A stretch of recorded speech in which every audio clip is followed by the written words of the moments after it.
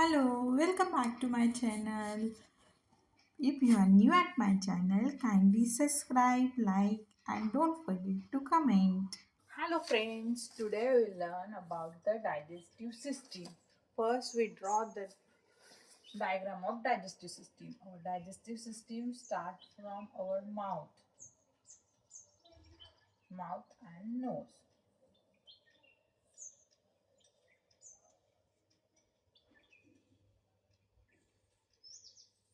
It's a salivary gland. It's a esophagus. Then esophagus continue with the emptying in a stomach. So a stomach.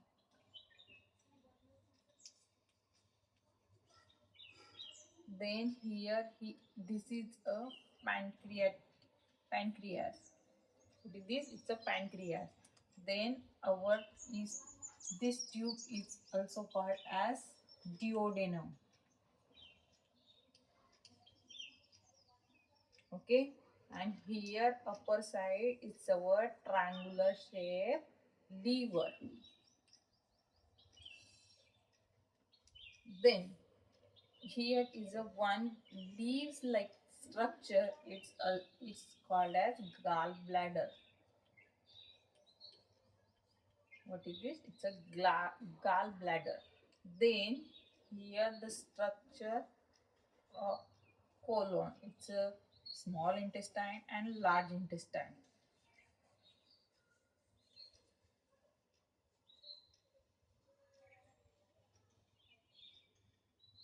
And in between that, it's a small intestine.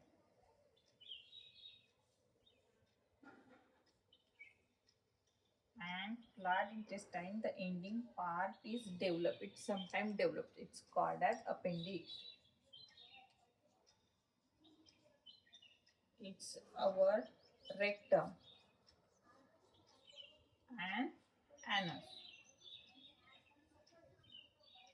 It's it's a large intestine, and this one is small intestine. Okay, these are the parts of our digestive system. Start from mouth. It's also called as oral cavity. The oral cavity is connected with the salivary gland. Here is the saliva is produced and mix up with the whatever we are eating. Then continue to the tube. It's called as esophagus. Then this tube is continue with the stomach, and stomach with the duodenum. And the attachment of our stomach is with pancreas, and the leaf shape some structure. It's a gallbladder. Then the behind the our stomach here is a liver. It's a triangular shape. Then our duodenum empties whatever food is we are eating into a small intestine and in the large intestine. Also small intestine and large intestine called as colon. Then our food move from the small intestine to the large intestine and then come to the rectum and then anus. Our digestive system last part is anus. So now we will get the rough structure of our digestive system. Now we will learn about the process of our digestive system. The digestion begins with the mouth. Even the smell, sometimes we are taking a smell can generate the saliva, and which is this salivary gland secrete the saliva, and the enzyme which is called as salivary amylase, which break down the starch in a food which we are eating. Then the whatever we are eating, that food mix up with the salivary gland, then come to the esophagus. Swallowing whatever we are eat, that swallowing pushes chew food into the esophagus, where it passes through the oropharynx and hypopharynx. At the point, food take a form of small round mass, and digestion become involuntary. Here is the series of muscular contraction called as peristalsis and transport food through the rest of the system. Then esophagus empties into stomach. The stomach's gastric juice, which are primarily mixed up with the hydrochloric acid and the pepsin, start breaking down the proteins and killing the potentially harmful bacteria according to the SG. After an hour or two of this process, a thick semi-liquid paste called a chyme, means whatever where swallowed food comes here and it remain here for 1 to 2 hours, means it depends on what type of food we are eating. Then that processed food with mix up with the hydrochloric acid and some proteins are absorbed here, and that food is called as chyme.